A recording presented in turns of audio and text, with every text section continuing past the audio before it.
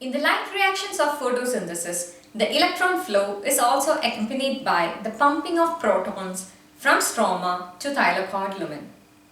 This proton pumping occurs through a cyclic process called Q cycle in cytochrome B6F complex. In this video, we will see what the Q cycle is, its detailed mechanism using animations, and why is it so significant in the process of photosynthesis.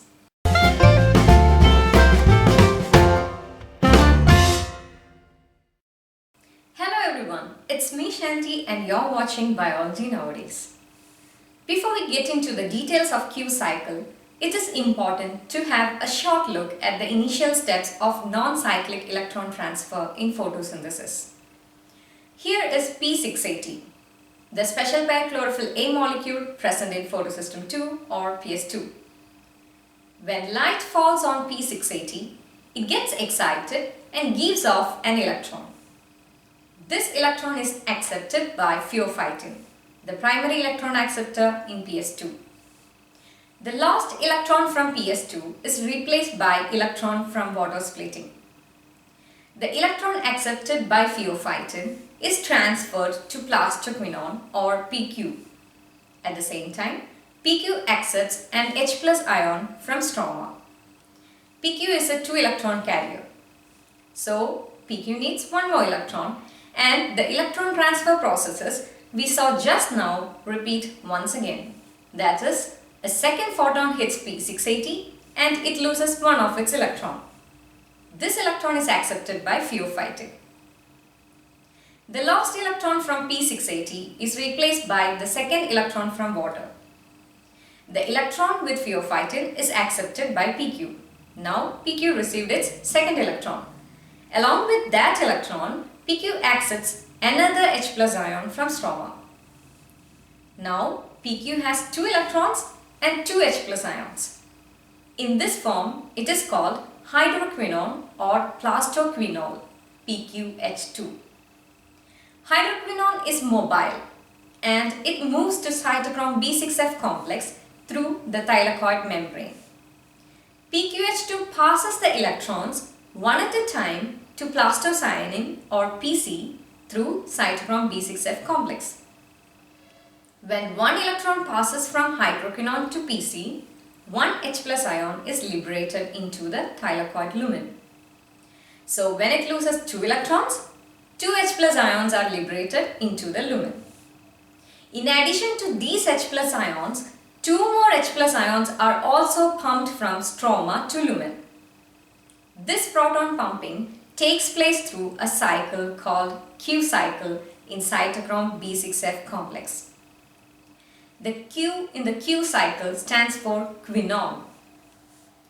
The electrons accepted by PC will pass one by one through the rest of the electron acceptors in the chain and finally reaches NADP+ for the production of NADPH. A detailed description of this electron transfer process has been discussed in a previous video, and I highly recommend you to check that link given in the description box below. In this video, we will focus on the mechanism of Q cycle. For this, let's have a closer look at what is happening in the cytochrome B6F complex. Here is the cytochrome B6F complex and PC. Even though I have represented cytochrome B6F complex as a single unit, as the name indicates, it is a complex consisting of mainly 3 units: cytochrome B6, cytochrome F, and an iron sulfur Risker protein. The name Risker comes from the name of its discoverer, John S. Risker. He and his co-workers first discovered and isolated these proteins in 1964. Before we move on to Q cycle, let's learn a little bit about the chemical structure of cytochromes. Cytochromes are based on porphyrin ring system, like chlorophylls. You know that chlorophylls have a magnesium atom as the central atom of the tetrapyrrole rings, but cytochromes have iron as the central atom. The porphyrin ring with iron is called heme. Based on the structure of the bound heme, cytochromes are divided into three. Cytochrome A containing heme A, cytochrome B with heme B, and cytochrome C with heme C. Cytochrome B6, as the name indicates, is a B-type cytochrome. But what about cytochrome F? Chemically, cytochrome F belongs to the C-type cytochrome containing heme C. Cytochrome F gets its name from its occurrence in chloroplast. F stands for frons. This Latin word means leaf.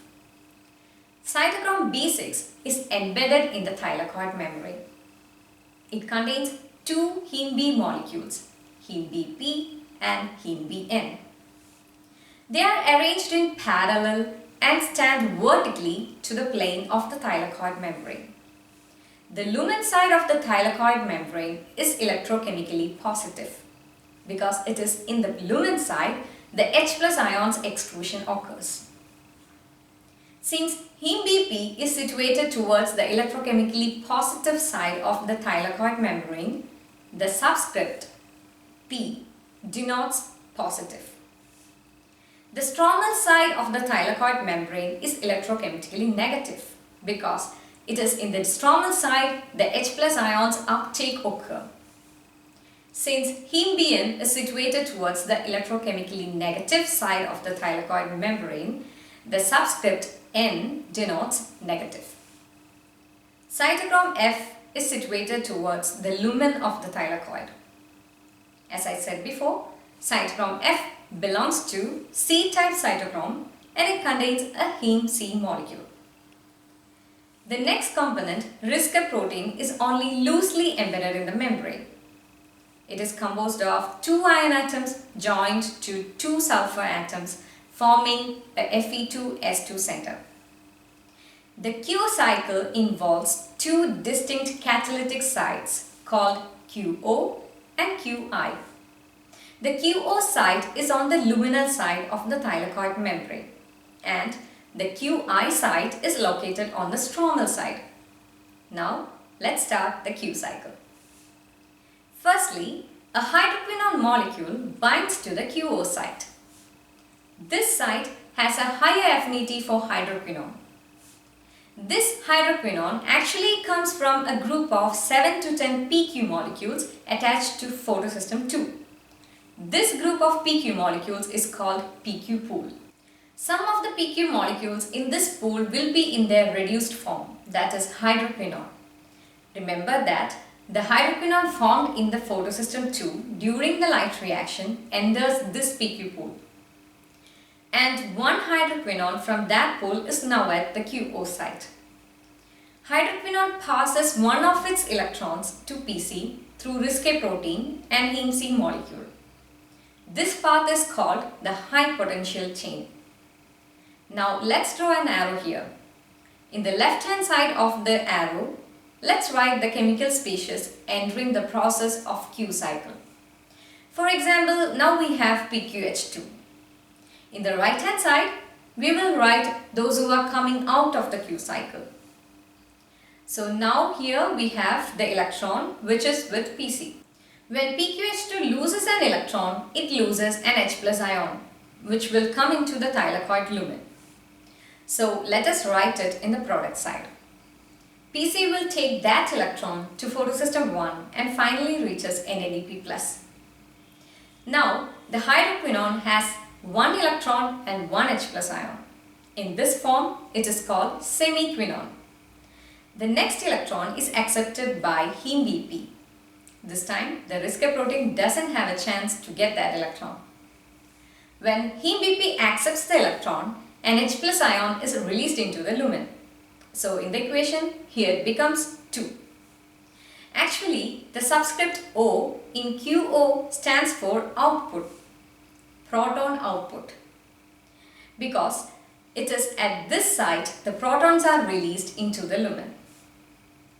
At the QO site, now there is a PQ molecule. So let us write in PQ in the product side. As soon as it is formed, it detaches from the QO site and will join the PQ pool. The electron which is with heme BP is then transferred to heme BN. This path of electron transfer is called the low potential chain because the redox midpoint potentials of heme BP and heme BN is lower when compared to that of risc protein and cytochrome F in the high potential chain. As you noted here, hydroquinone transferred its electrons in two different ways. One electron to the high potential chain and the other electron to the low potential chain. This kind of differential transfer of the two electrons by hydroquinone is called electron bifurcation. At this time, a PQ molecule comes in from the PQ pool and binds to the QI site. A PQ molecule enters the Q cycle, so let us write it in the reactant site. The QI site has a higher affinity to PQ. From heme BN, the electron is transferred to the PQ molecule at QI site. As PQ accepts the electron from BN, it also accepts an H+ ion from stroma. So, in the reactant side, we have to write one H+ ion from stroma. The subscript I in QI stands for input, proton input, because it is here where protons are added to the PQ molecule. Now, there is a semiquinone at the QI site. Until here, it is called a half cycle. A complete Q cycle consists of two half cycles. So, let's see what will happen in the next half cycle. At the start of the second half cycle, another hydroquinone from the PQ pool binds to QO site. Let's add it in the reactant site. Okay, now the whole processes which we saw in the last half cycle repeat once again. That is, one of its electrons is passed to PC through the high potential chain. So here it will be 2. At this time, an H+ ion is released into the lumen. So in the equation here it will become 3 H+ ions.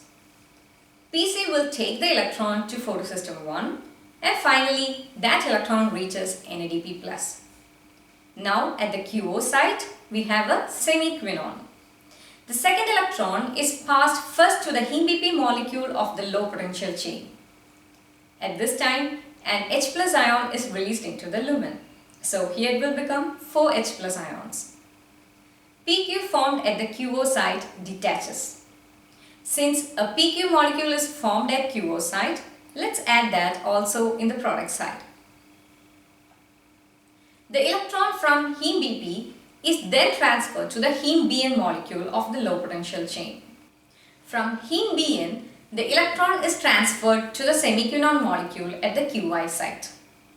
As it accepts the electron from BN, it also accepts an H+ ion from stroma. So, in the reactant side, here it will be 2 H+ ions from stroma. Now there is a hydroquinone at the QI site. So, let us add PQH2 in the product side. As soon as it becomes hydroquinone, it detaches from the QI site and joins the PQ pool. Now, the second half cycle is also completed. These two half cycles make one complete Q cycle. Now, let's check the equation. On the reactant side, there are 2 PQH2, 1 PQ molecule and 2 H+ ions taken from stroma. On the product side, 2 PQ molecules, 1 PQH2, 4 H+ ions were released into the lumen and 2 electrons were transferred to PC. Let me cancel PQH2 and PQ on both sides. The net result is PQH2 plus 2H+ from stroma give PQ plus 4H+ ions in lumen plus 2 electrons. That is, one complete oxidation of one of the PQH2 molecules along with the transfer of 2 H+ ions from stroma to lumen occurred. Now you may be remembering PQH2 was formed by combining PQ with 2 electrons and 2 H+ ions from stroma. So in effect, 4 H plus ions which were originally in stroma have now landed safely in the thylakoid lumen. You may be wondering why I didn't cancel the 2 H plus ions from both sides of the equation. Yes, you can, because they are chemically the same. But why I kept them there, because I wanted to show that the H plus ions have changed their location from stroma to lumen during our Q cycle. Now you look at the molecular species that we have cancelled from the equation. We had a PQH2 and PQ on both sides of the equation. It means that in this reaction, PQH2 and PQ are consumed, and the same reaction produced PQH2 and PQ itself. Or we reach at the same point where we started. That's what we call as a cycle. During one complete cycle involving the consumption and release of a PQH2 and PQ, another PQH2 enters through one side of the cycle and it leaves the cycle as PQ plus 2H plus 2 electrons through the other side. Likewise, 2H plus ions enter from stroma to the cycle and leaves to lumen. Now let us draw a schematic diagram of the Q cycle. The PQH2 molecule comes in at the QO site and transfers an electron to PC through the high potential chain consisting of Risker protein and cytochrome F. One H plus ion is liberated at this point and PQH2 becomes semiquinone. SQ transfers the second electron to the heme BP molecule of the low potential chain. During this time, one more H plus ion is released into the lumen. So there will be 2 H plus ions in the lumen. SQ now becomes PQ. From heme BP, the electron is transferred to PQ bound at the QI site. This PQ will take up an H plus ion from stroma and becomes SQ. So the first half cycle is completed. In the start of the second half cycle, there is a semiquinone here, but remember that this semiquinone is the same semiquinone that was formed during the first half cycle. Another PQH2 comes in and transfers one of its electrons to PC through the high potential chain. The second electron is transferred through the low potential chain to the SQ. 2 H plus ions are liberated into the lumen during the second half cycle. A PQ is also formed at the QO site. The SQ at the QI site accepts an H plus ion from stroma and becomes PQH2. Thus, the second half cycle is also completed. Here is the net reaction we saw earlier. So, I hope it is clear how cytochrome works as a proton pump during the non-cyclic electron transfer. Now, let me ask you a question. What will happen under overreducing conditions? That is, when the availability of PQ is very less at the QI site. Or in other words, when the PQ pool consists of mostly hydroquinones. How will the plant deal with this problem? In such situations, instead of the Q cycle, a similar cycle called Semiquinone cycle or SQ cycle will operate. Semiquinone cycle was proposed by Wikström and Krab in 1986. There is only a small difference when we compare Q cycle to semiquinone cycle. Since the name of the cycle is semiquinone cycle, the difference should be in the step related to semiquinone formation. Let's see in detail what the difference is. At the start of the semiquinone cycle, as in the Q cycle, a hydroquinone molecule from the PQ pool binds to QO site and transfers one of its electrons to PC. At this time, the hydroquinone releases an H plus ion into the lumen. Let us write it in the equation. PC will take the accepted electron to PS1. At the QO site, there is a semiquinone. Until here, it is the same as in the Q cycle. Now, remember that the plant is dealing with a situation where there is less PQ in the pool to bind to the QI site. In such conditions, the semiquinone formed at the QO site is transferred to the QI site. Simple. Now, a second hydroquinone binds to QO site. So, let's write it in the reactant side. It transfers one of its electrons to PC. So, here it will be 2. An H plus ion will be released into the lumen. So, here it will be 2. PC will take the electron to PS1. The second electron of the hydroquinone will be passed to heme BP. At this point, the other H plus ion will also be released into the lumen. So now in the lumen there are 3 H plus ions. There is a PQ molecule at QO site and it detaches from there. So let us write it in the equation, in the product side. The electron accepted by heme BP is passed to heme BN and ultimately reaches the semiquinone bound at QI site. The semiquinone accepts an H plus ion from stroma. In the equation, let us write it in the reactant side. Now there is a hydroquinone molecule at the QI site. So let us write that in the product side. The hydroquinone detaches from the site. Let us check the equation now. PQH2 on both sides can be cancelled. So the final equation becomes PQH2 plus 1H plus from stroma give PQ plus 3H plus in the lumen plus 2 electrons to PC. In effect, one complete oxidation of one of the PQH2 molecules along with the transfer of one H plus ion from stroma to lumen occurred. One advantage of semiquinone cycle is that it regenerates PQ in the pool while creating a proton gradient across the thylakoid membrane. In both Q cycle and semiquinone cycle, there is a H plus ion buildup in the thylakoid lumen. This generates a chemiosmotic potential across the thylakoid membrane.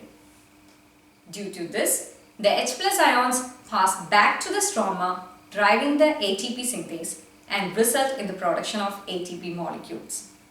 ATP is one of the products of light reactions in photosynthesis.